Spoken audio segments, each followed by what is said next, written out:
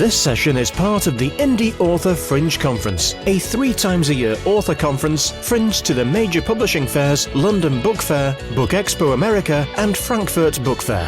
The Indie Author Fringe is run under the stewardship of the Alliance of Independent Authors, is organised by writers for writers and is free to attend. Let's see who's sharing self-publishing insights in this session.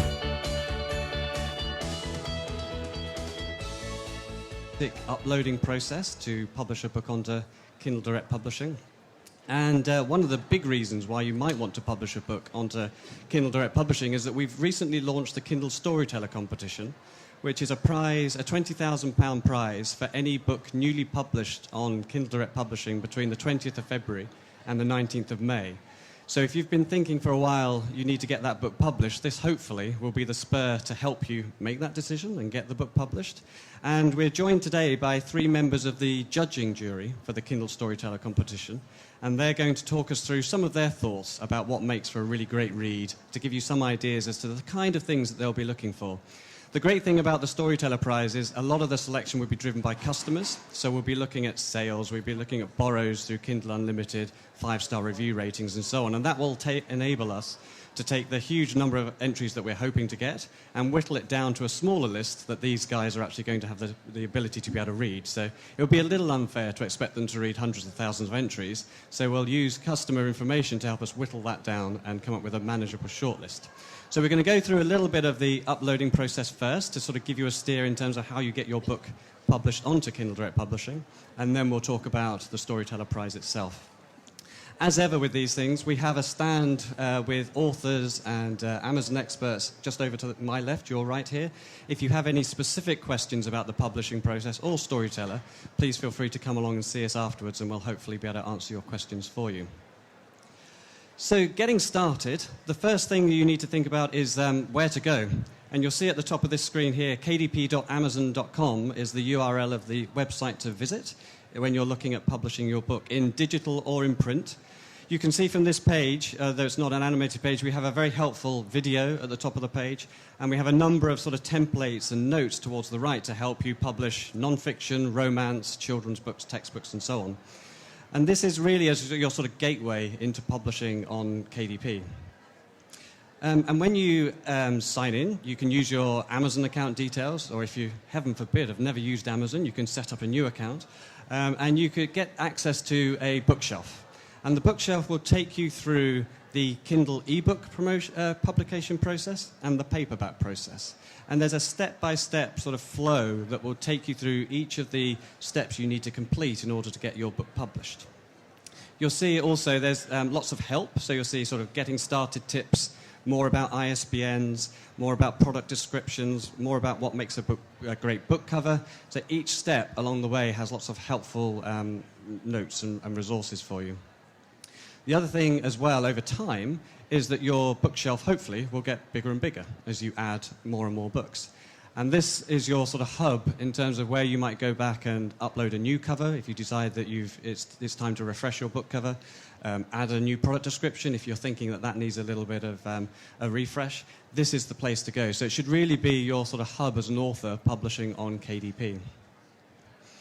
And this is one example, which hopefully most of you can read, although at the back it may be a little bit faint, of where the kind of processes you need to go through to set up the book. So some basic information such as the language, the book title, the author, the series. And over on the right-hand side here, you can see a free text box for the description, for the product description, sort of confirmation of your publishing rights. Are you publishing globally, or have you signed some of your rights to another publisher? And the keywords field. And the keywords field, this is something that we get asked about a lot. The key thing about keywords is it's what are the terms that will help readers find your book when they're searching on the website. So, for example, if you've called a book, sort of a brutal murder, and it's set in 17th century Paris, if the book is called Brutal Murder, it's not obvious that that's set in 17th century Paris. So you might want to add that into the keywords field. So if somebody has an interest in 17th century Paris, they can find it through that kind of search result. And the key thing about the Kindle Storyteller competition is that you need to add the Storyteller tagline into that keyword field. So you need to make sure it's added in there, Kindle Storyteller UK, and that will help us find the book when it comes to actually sort of measuring all of the competition entries that we've had.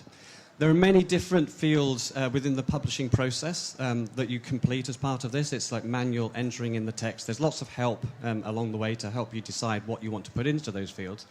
And the great thing as an independent author is you can come back and amend them, update them as often as you'd like.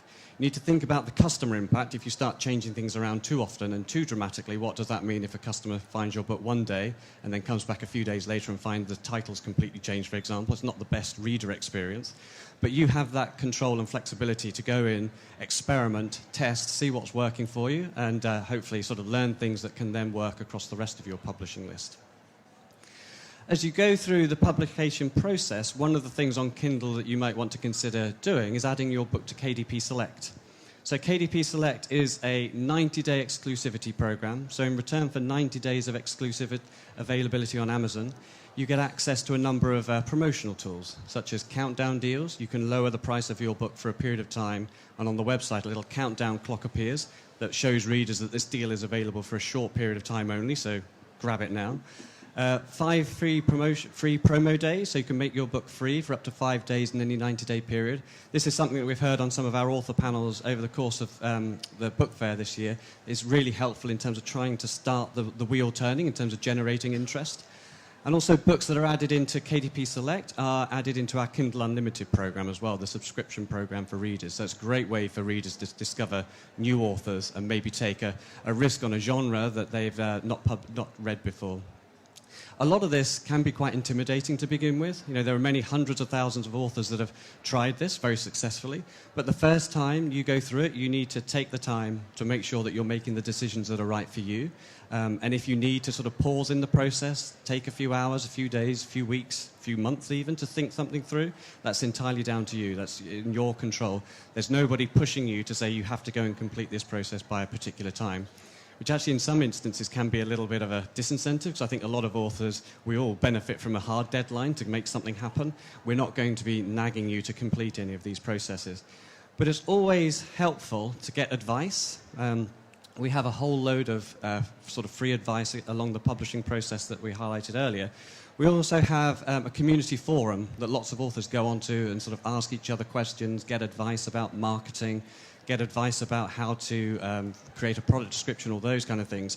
Once you're set up on the KDP process, you can go into that community forum, ask questions, interact with other authors, and hopefully get the benefit of their experience. And of course, there are many other forums around as well, so this is just one of them. There are many others that you might want to go to. We've heard from several organisations over the course of London Book Fair already who provide forums that you can go to and get that kind of advice. But it's really well worth thinking about when you're taking the publication steps to get your book out there, as sort of getting the source of other people's, or getting the benefit of other people's experience before you go into it. So it's well worth thinking about. So that is a canter through some of the sort of key points of the publication process on KDP, but why should you do it? So one of the big incentives that we've been talking about is the Storyteller competition. So we launched it on the 20th of February. It's open until the 19th of May, and it's a prize for any book newly published in the English language across any genre, published between those 2 dates. And what we're going to do is encourage people to enter that competition. We will then use customer paid units. We'll use reads in the Kindle Unlimited program, 5-star review ratings to create a shortlist. And that shortlist will be put before our esteemed panel of judges, who will then have the unenviable task of taking that shortlist down to a winner. And that we will be doing across the summer of this year, and we'll be having a prize ceremony in London in the summer. So we thought it might be quite useful to get some ideas from the judges, some input from the judges in terms of what they're looking for, to hopefully give the people that have come along to this session a sort of insight into what the Storyteller competition winner might look like. So I'm delighted to be joined today. We have Rachel Abbott. Anybody who's been at London Book Fair over the last couple of days will be familiar with Rachel.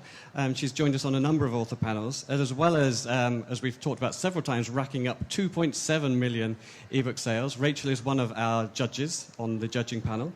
We have Claire Alfrey, who's a freelance journalist. She specialises in books and theatre, and she's a literary editor at the Metro newspaper.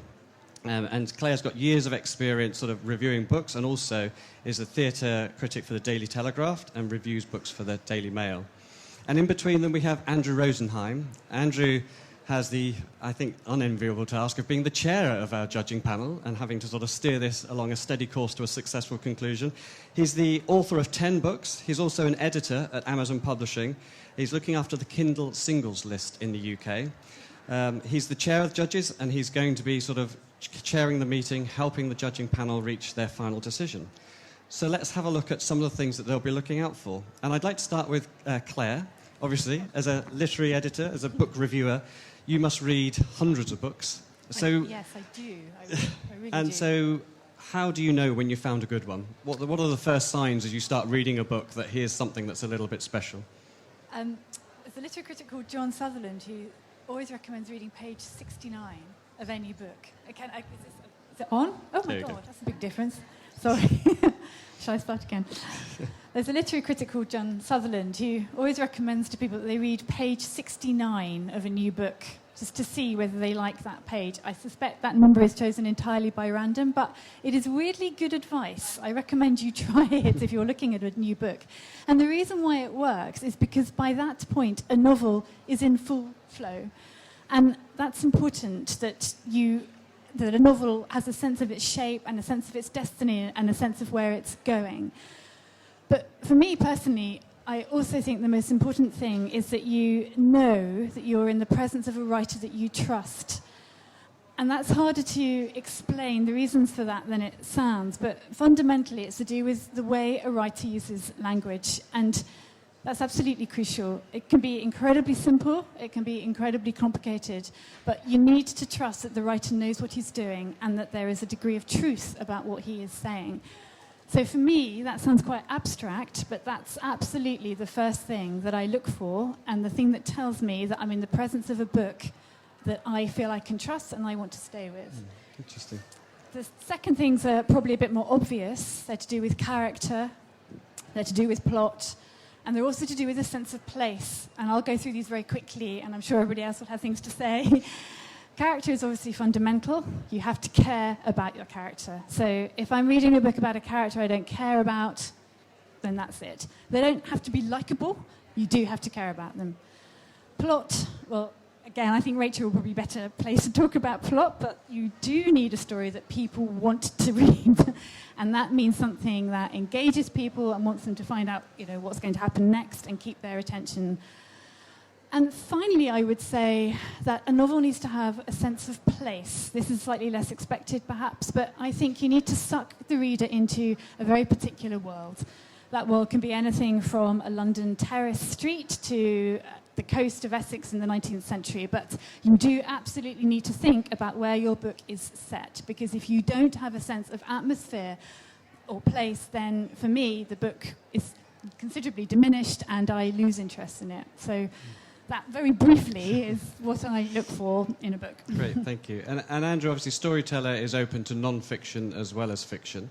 When you're editing your Kindle singles list, when you're curating that selection, when it comes to a non-fiction title, what kind of things are you looking out for that really make the hairs on the back of your neck stand up? Well, interestingly, it can often be the same form of attraction, particularly with narrative non-fiction. It's a sense of being compelled to keep reading.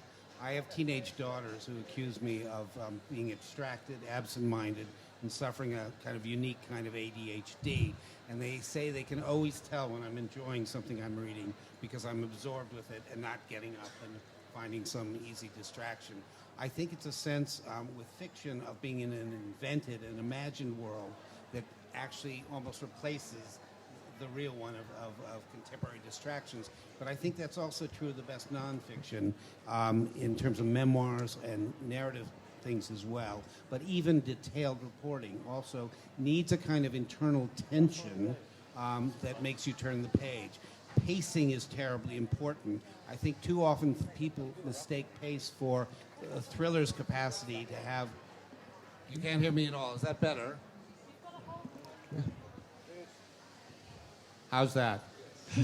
I think I will spare you the complete resumption of my remarks, but what I was trying to suggest is that for nonfiction as well as fiction, there is a need for a kind of internal tension in the work, which is what gets us to turn the page. When I mention pace, I don't necessarily mean everything must proceed in the helter-skelter momentum of many thrillers, for example, but rather, in fact, there needs to be a sense of control from the author's part in terms of what's quick and what's fast and what's so on. I think ultimately what I look for in the best, both nonfiction and fiction, is writing that is both entertaining but also speaks to a conviction. One has the sense that the writer had to write this story and that we therefore find it compelling. That, to me, is what always marks a book that I think is outstanding. And Rachel, obviously, you write a lot of very successful books. I dare say you must read a lot of other authors' books as well. What makes the hairs on the back of your neck stand up? Well, I think actually everybody's said everything already. But to be honest, I think for me, character is really important. So when I write a book, I spend a long time on doing detailed character profiles. I want to know not just how they look, because I'm not really that keen on long sections of description, but I want to know their personalities. I want to know what's driven them to be the person they are now, and therefore what is driving them forward within the story. Because I think that's so important that you know what the motivations are.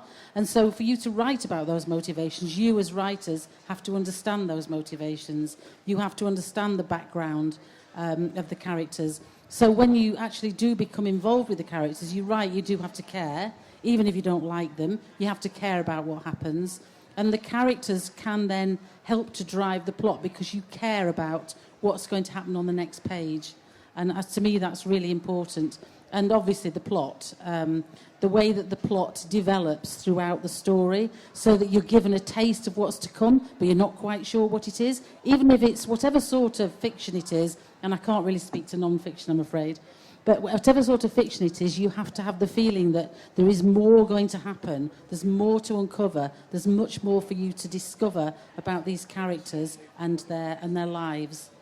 And as you're writing your books, do you break out the structure of the book in that way, so that you're thinking, I need something in this page, I need something here, or are you just sort of writing and seeing how it comes together? Well, I sometimes write and see how it comes together, but then actually I tend to write in a piece of software called Scrivener, which is a piece of software that allows you to write individual scenes and then you link them all together at the end.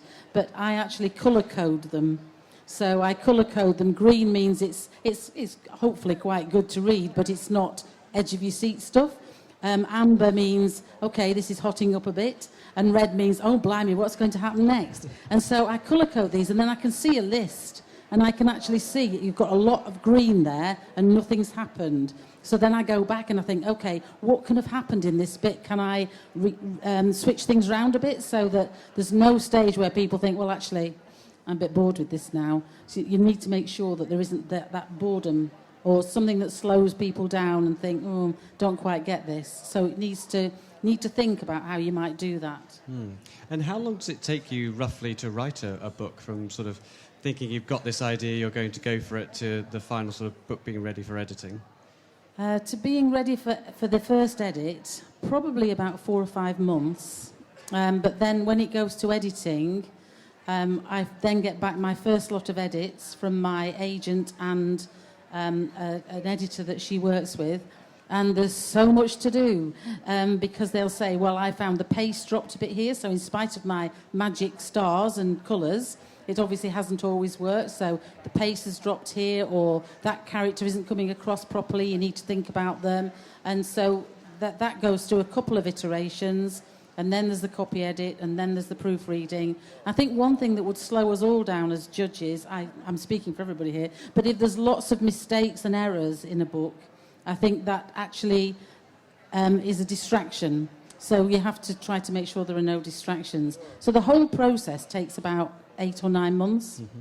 So we have 2 months to go until the end of the entry period. So any authors that are sort of on a different sort of path in terms of getting their book ready, with 2 months to go, what would you suggest they really focus on?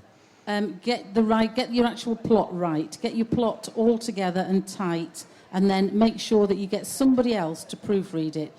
You probably won't have time to do the whole structural edit stuff and all of that kind of thing, but you do need to make sure that there aren't any mistakes in there that are going to distract. Okay. So, Andrew, when you're working as editor, you're editing the Kindle singles list, What are the things that you look out for when you're reviewing the manuscript that tells you that the book is ready to go for publishing? Initially, or you mean at the final stages? Final stages, yeah. The final stages, well, one looks for obvious errors, copy editing errors, proofreading errors. You also look for slightly subtler things such as repeated words, which many writers do and very hard to catch. You look for redundant descriptions. You often will find repetitions of passages that have happened before. So you have to read with quite a keen eye, but you also want to look overall in a basic structural sense, because you'll often find, particularly with thrillers and invented fictions, that there can be errors of logic that once you're absorbed in the text, you simply won't spot. So it's useful to have another eye, in this case my eye, to sort of stand back and say, hang on a minute, what was the initial rationale for this and what's happened to the plot? So I would encourage everyone, however good a proofreader, however punctilious you are and careful, to have someone else read it, both for precise things like proofreading mistakes, but also for the larger issues where you simply may have gone wrong. Okay, great, thank you. And Claire, when you're deciding on reviewing books, what are the things that you're looking out for that mean it's not just something that you've enjoyed reading, but it's a review that other readers are going to be interested in? I think originality is obviously very, very hard to achieve, but I do look for that all the time in books, because you do want a story to take you somewhere that you've never been before. And that could be anywhere. It could be inside somebody's domestic life. It could be to a far-flung location. But you are always looking for your own personal horizons to be extended and to be told something about the world that you didn't previously know. So only writers that have a fresh outlook and who use words in a fresh way can do that. And it's very, very hard. But I would always recommend to writers that they look very closely at how they are using language to make sure that they are not relying on cliché, that they are saying something that is fresh, but that they are also sucking the reader into, I think Andrew mentioned, an imagined world, and that's absolutely crucial. So that's, these are the kind of books. The books that do that are the ones that I recommend. Okay. And obviously this competition is open to all genres. We see that psychological thrillers, for example, is a very popular genre at the moment. Do you think there are particular genres that lend themselves to capturing attention, to winning prizes? I would hope not. I would hope that genre didn't have anything to do with it.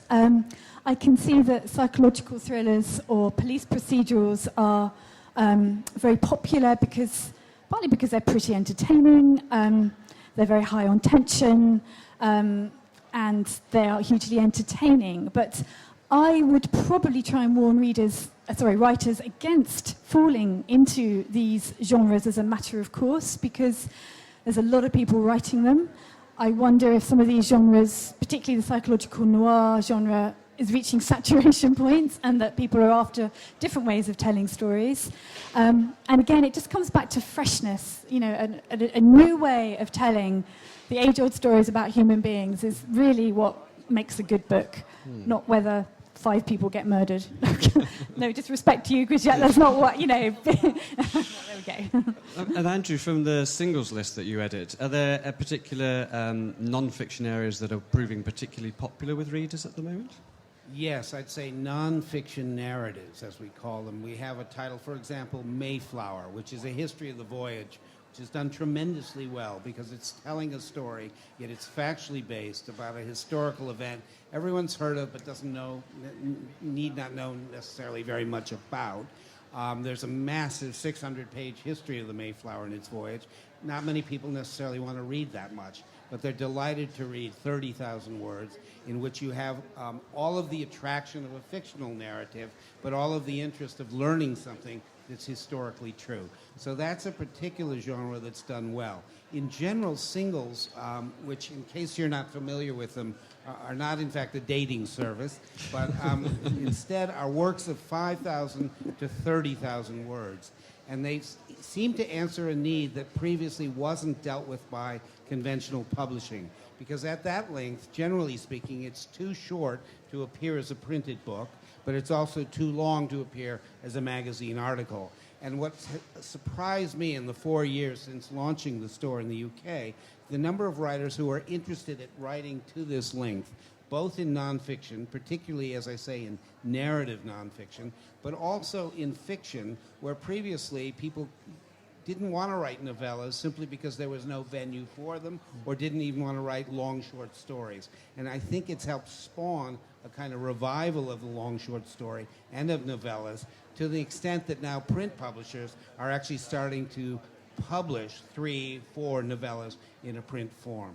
So that's something that I think comes uniquely out of the length, and it's one of the few really significant changes in the kinds of works created because of digital publishing.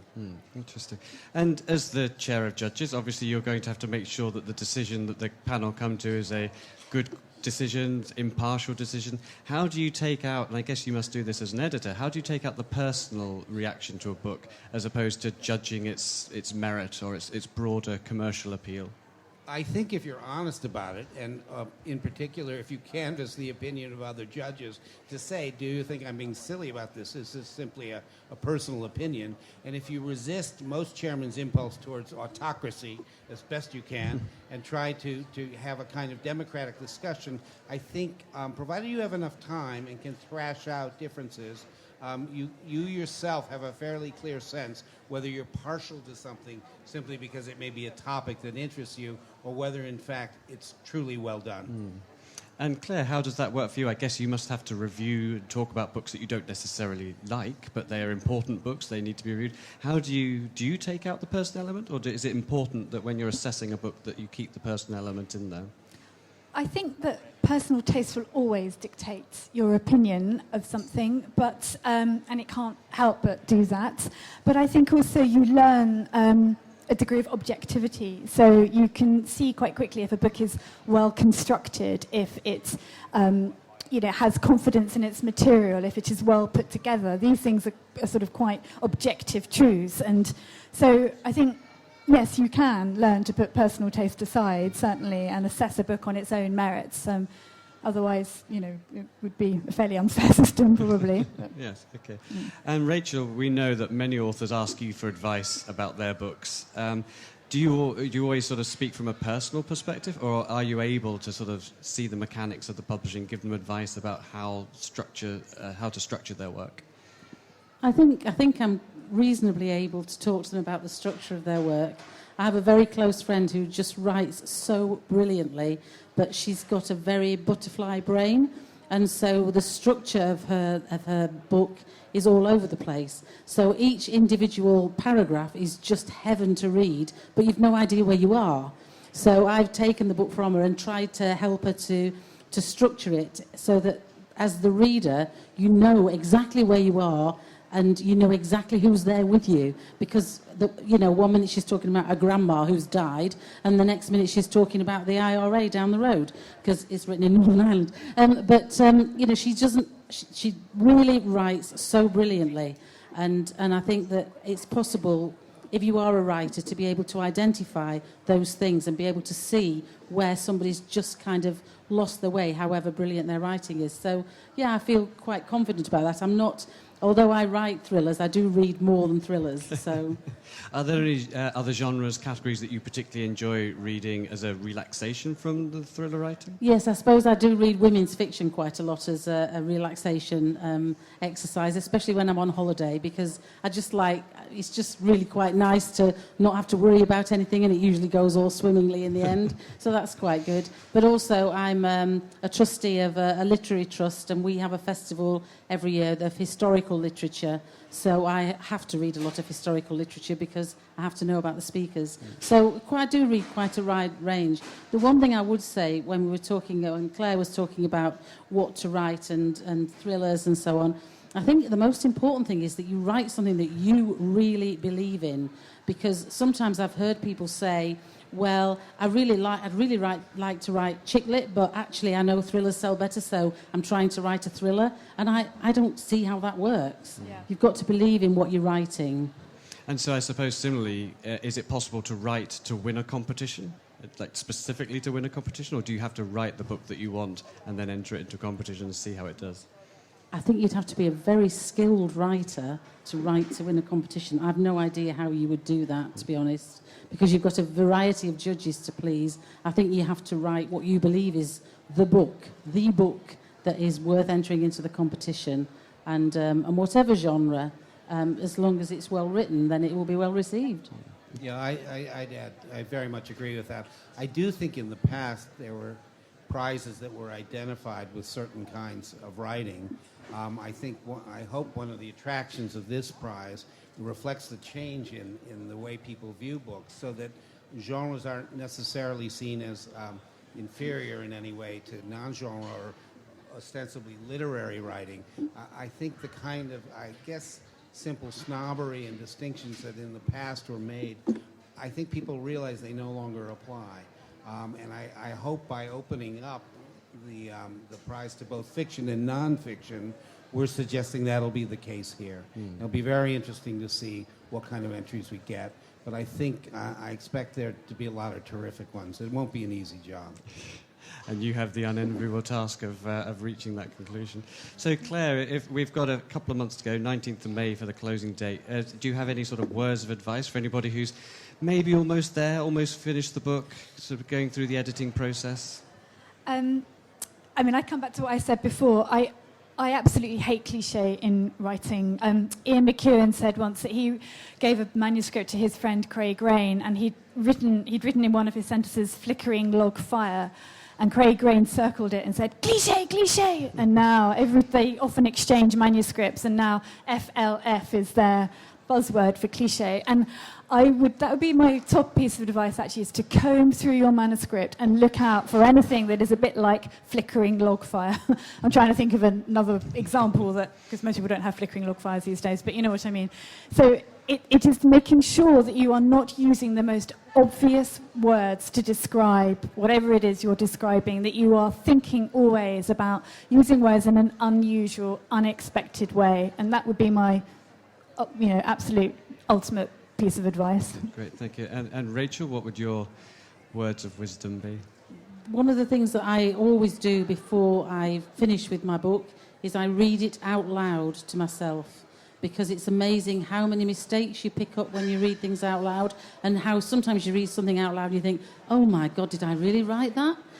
So it's really important. And I have actually thought, since my books have now been all made into Audible books, so I've now started thinking that I'm actually going to record myself saying it out loud so I can listen back to it and then say, oh my God, did I really write that? I do think that it helps a lot.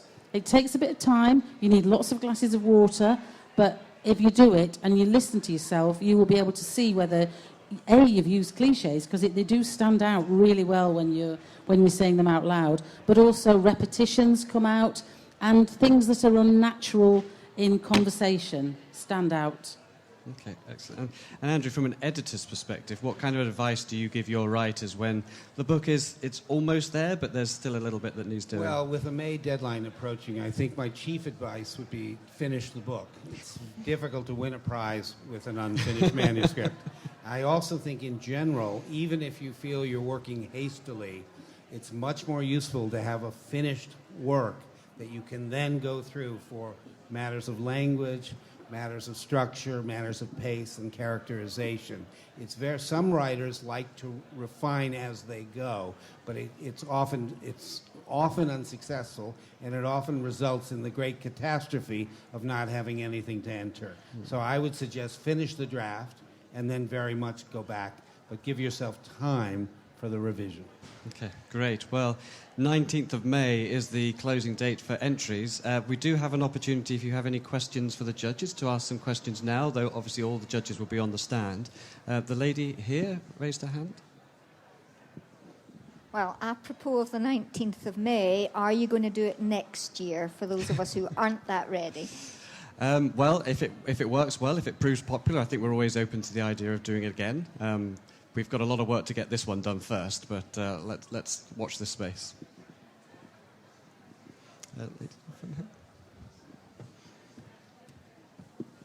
Hi. With the competition, are you able to do a print version as well?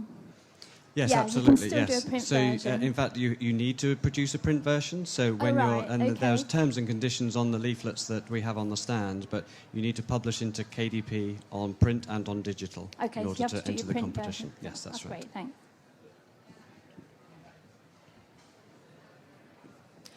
I may be missing something, but if somebody is published in February, March, and you're basing the part of the criteria on how many sales they've got and how many stars they've got, surely they're going to have an advantage over somebody publishing on the 15th of May.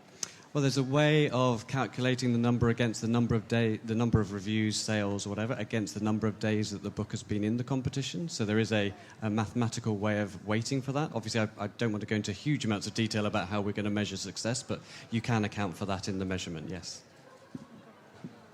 On a similar subject, if you're going on metrics, will you have a way of accounting for the different popularity of different genres?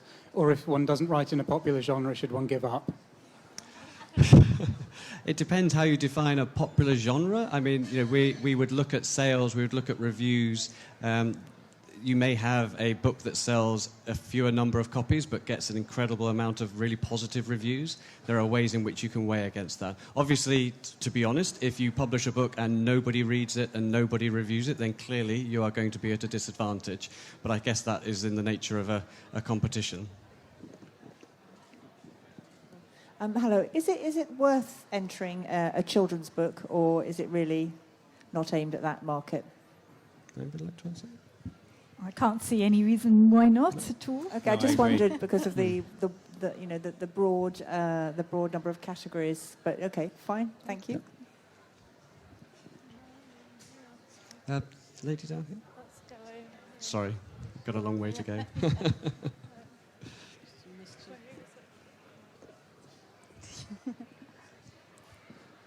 Is the competition open to small presses as well as to self-published authors? It's anybody publishing a book on Kindle Direct Publishing. So if you are a small press publishing a book on Kindle Direct Publishing, and you fulfil the entry criteria, then that would be eligible.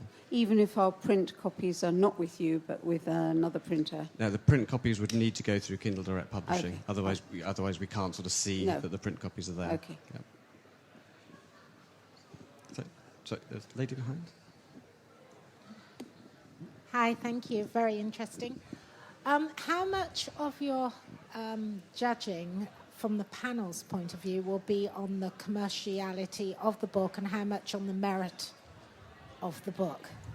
Well, I'd say the two aren't always irreconcilable in that a powerful book and an entertaining book and an accomplished book often sells well.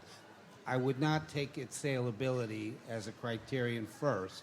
I'm just saying I think inevitably it tends to follow. But it won't be, at least in my mind, foremost or even high up in terms of the qualities I'm looking for. Right. Thank you. Okay. Sorry, it was a follow-up about the print book. It must be KDP, not CreateSpace. Yes, through the Kindle Direct Publishing. So it has to be print program. through KDP. Correct, yes. Thank you. Okay. What if it is through CreateSpace? I mean, I publish POD on Amazon POD through CreateSpace and then publish it on Kindle. Will that still count? If you're newly publishing a book, it would need to go through Kindle Direct Publishing. Purely, yes. not through Amazon at all? Kindle Direct Publishing, yes. Right. Yeah. Okay.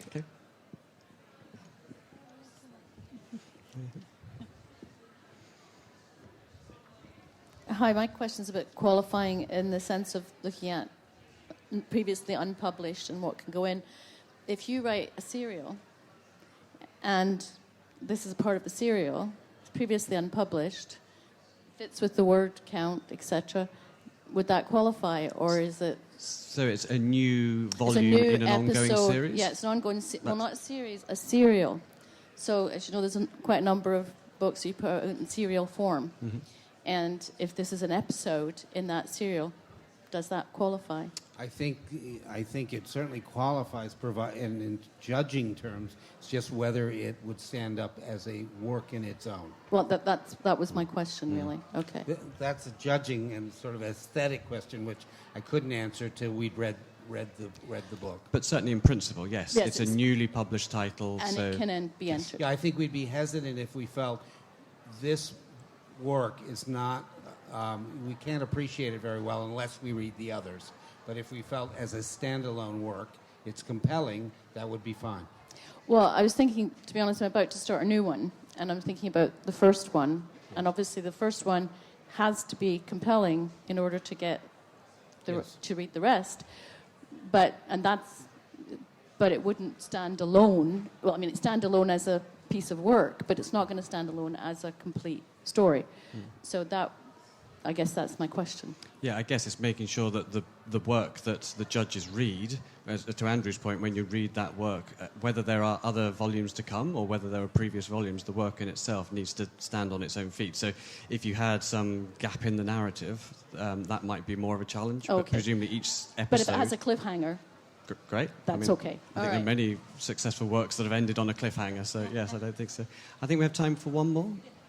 Is it winner take all? I mean, you're going to have one prize with lots of entries. Are you going to acknowledge other books that have done extremely well and almost won? Or? Yes, I think that's our intent, is to have commendations, in other words, for books we felt were outstanding but didn't win. So it's winner take all in terms of lucre, but we hope in terms of praise to be promiscuous. Yes. And that feels like a good point to end up with. So thank you very much. Our judges and the Amazon team will be on the stand, so please come along for any questions. Thank you. You've been listening to another great session brought to you by the Indie Author Fringe and the Alliance of Independent Authors, ALLI. You can find out more about both by visiting ALLI's Self-Publishing Advice Centre, www.selfpublishingadvice.org. Now, go write and publish.